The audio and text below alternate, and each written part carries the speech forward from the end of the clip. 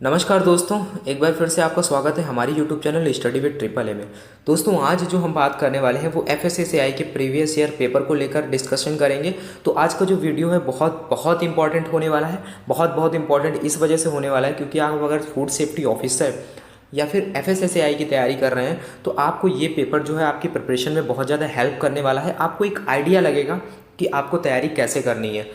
तो देखते हैं इसमें क्या है। और उससे पहले थोड़ा सा मैं आपको ये बता दूं, आप इस पेपर को कहीं भी अगर गूगल पे अगर सर्च करते हैं तो आपको ये पेपर नहीं मिलने वाला है, ना ही आपको यूट्यूब पे मिलेगा, क्योंकि ये ऑफिशियल पेपर है।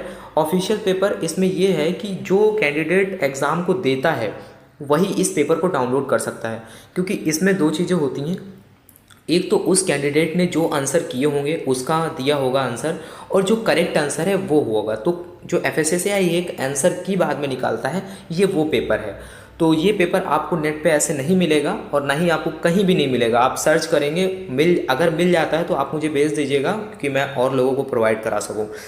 तो उसके बाद में इस पेपर की रही बात PDF की, तो PDF मैं आपको नहीं दे पाऊँगा, क्योंकि जिससे मैंने ये पेपर लिया है उसने मुझे कुछ रेस्ट्रिक्शंस लगाए हैं कि मैं इस पेपर को जो है सर्कुलेट ना करूं, तो मैं आप सर्कुलेट नहीं कर सकता हूं।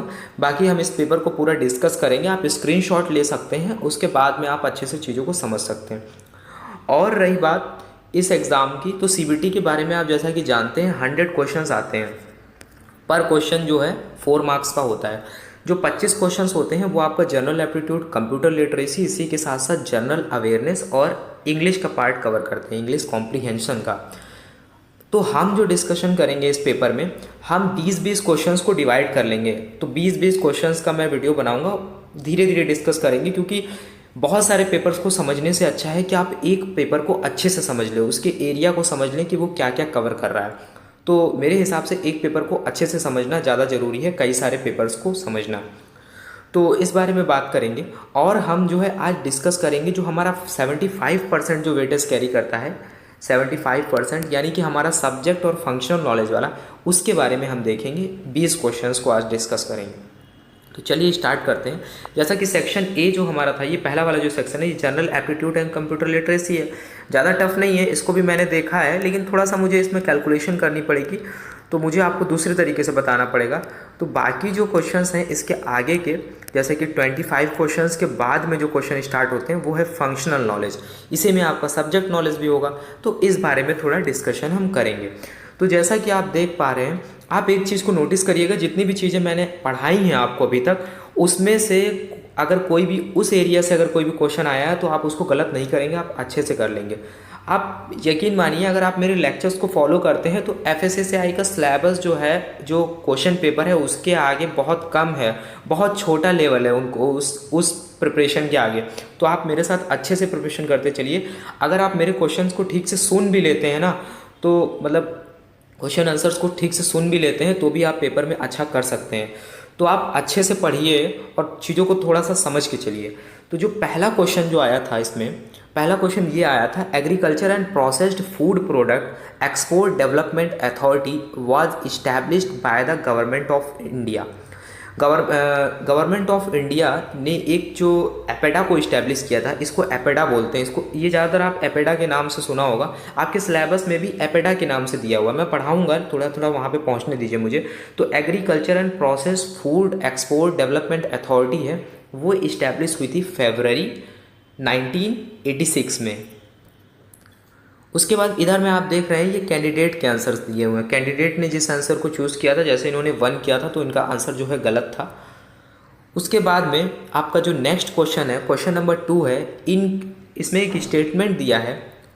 इसमें क्या दिया है? इसमें दिया है कि in case the seized food article in perishable and is unfit for human consumption the food safety officer should. कहने का मतलब ये है कि अगर कोई फूड है उसको सीज़ कर दिया गया है और उसके बाद में वो फूड जो है वो ख़राब हो चुका है, अब वो ह्यूमन कंजम्पशन के लिए अच्छा नहीं है, अब तो वो ख़राब हो चुका है, तो उस केस में फूड सेफ्टी ऑफिसर क्या करेगा?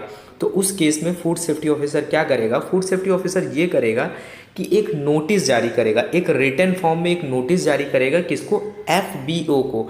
FBO का मतलब होता है फूड बिजनेस ऑपरेटर, और उसके बाद में उसको डिस्ट्रॉय कर देगा। यानी कि उसको एक नोटिस दे देगा कि आप जो फूड जो है जो जब्त किया गया था, सीज़ किया गया था, वो ख़राब हो चुका है। उसके बाद में वो उसको क्या करेगा, डिस्ट्रॉय कर देगा। ठीक है, तो इसका क्वेश्चन आंसर क्या हो जाएगा, सेकंड वाला।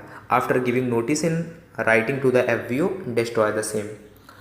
उसके बाद में थर्ड वाला जो क्वेश्चन है उसमें ये बोला गया है, the objective of the edible oil packaging regulation order 1998 का जो आप पढ़ेंगे, आगे मैं पढ़ाऊंगा, पैकेजिंग रेगुलेशन जो ऑर्डर है, edible oil packaging regulation order 1999, उसका ऑब्जेक्टिव क्या है। तो उसका अगर ऑब्जेक्टिव की बात करें तो आप इन सारी चीज़ों को जब पढ़ेंगे ना, तो आप थोड़ा सा सेंस लगाइए क्वेश्चन क्या पूछ रहा है, ऑप्शन क्या दिए गए। बहुत ईजी है। कह रहा है ensure the availability of safe and quality edible oil. तो अवेलेबिलिटी ऑफ जो ऑयल है वो सेफ़ है और उसकी क्वालिटी सही है कि नहीं है, इस चीज़ को इंश्योर कौन करेगा, इसको इंश्योर करेगा ऑयल पैकेजिंग रेगुलेशन ऑर्डर 1998। उसके बाद में जो क्वेश्चन नंबर 4 है, इसमें है the full form of IUU fishing. तो इसका सिंपल याद रखिए हमेशा आप, illegal, unreported and unregulated. Illegal, unreported and unregulated. देखिए जो ऑप्शंस दिए गए हैं वो थोड़ा कंफ्यूजिंग है, अगर आपने अच्छे से नहीं पढ़ा होगा तो आप नहीं कर पाएंगे सही। उसके बाद में BIS, थोड़ा सा BIS के बारे में भी देख लीजिए। BIS जो होता है ब्यूरो ऑफ इंडियन स्टैंडर्ड होता है। तो जो ड्रिंकिंग वाटर के लिए जो इसका सर्टिफिकेशन होता है वो क्या होता है, वो होता है वॉल्यूंट्री स्टैंडर्ड। उसके बाद में आगे हम पढ़ेंगे BIS के बारे में थोड़ा सा डिटेल में अपने लेक्चर्स में। उसके बाद में जो BIS is the national standard body supported by, इसको सपोर्ट कौन करता है, तो मिनिस्ट्री ऑफ होम अफेयर तो करेगी नहीं। उसके बाद में ministry of health and quality of life वो भी नहीं करेगी, एक्सटर्नल अफेयर भी नहीं करेगी। तो ministry of consumer affair, food and public distribution, ये जो मंत्रालय है ये इसको सपोर्ट करेगा, ये मिनिस्ट्री इसको सपोर्ट करेगी। उसके बाद में एक स्टेटमेंट दिया गया है, स्टेटमेंट ये दिया गया है, एक सोसाइटी है, ये 4 ऑप्शन दिए गए हैं उसके।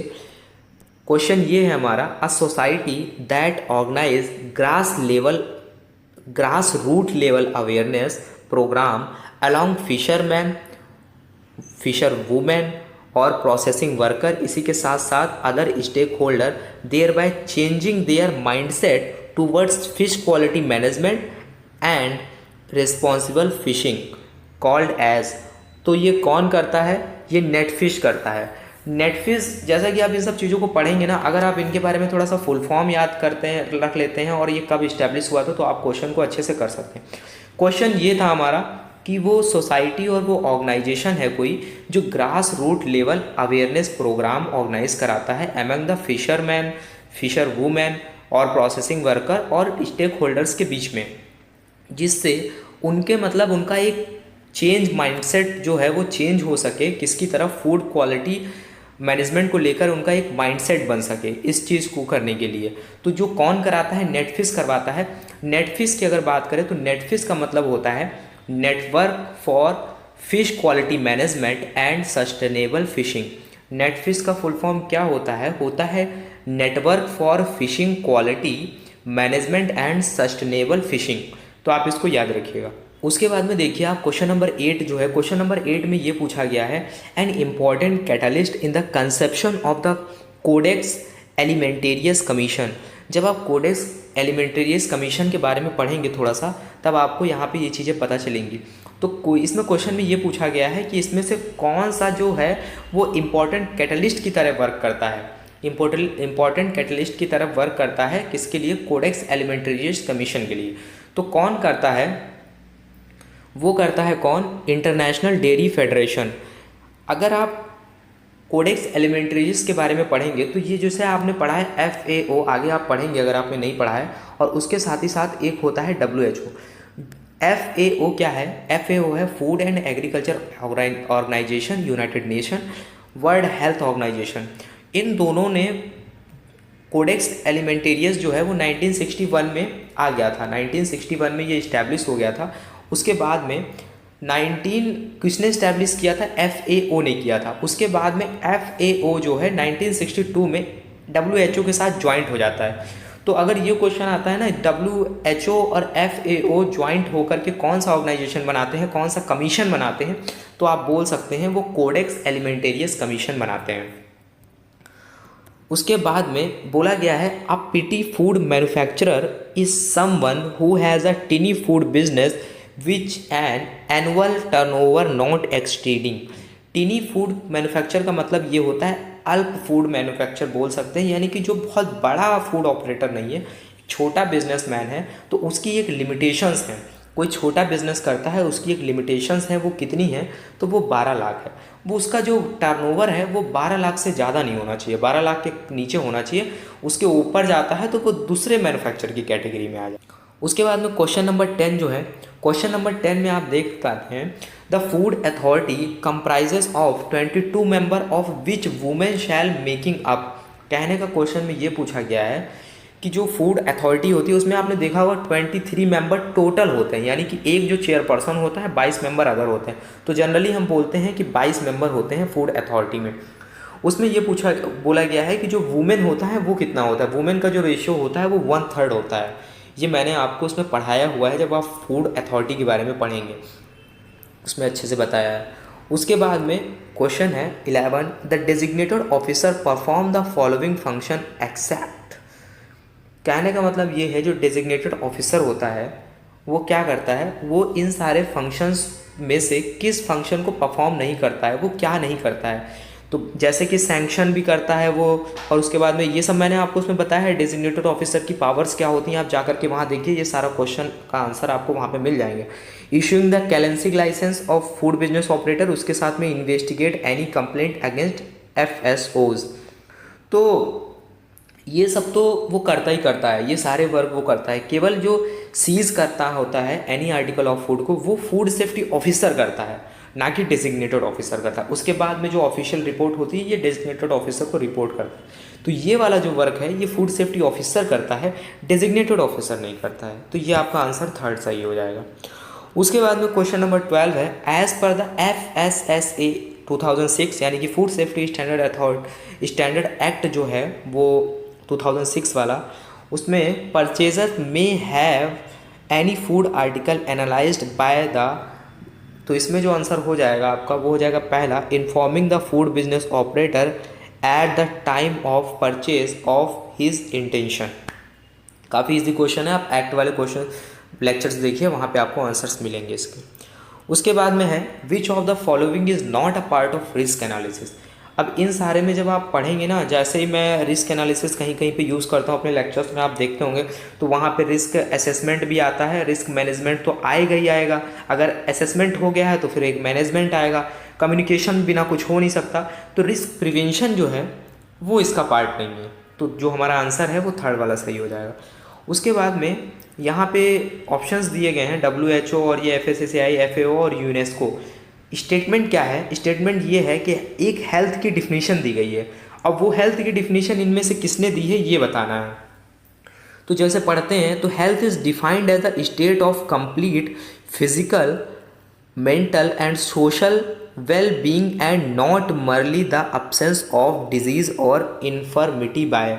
इस पूरे डिफिनीशन का मतलब ये है कि इसमें एक डिफिनीशन को ये नाम दिया गया है कि स्वास्थ्य को पूर्णतः शारीरिक, मानसिक और सामाजिक कल्याण की स्थिति के रूप में परिभाषित किया गया है।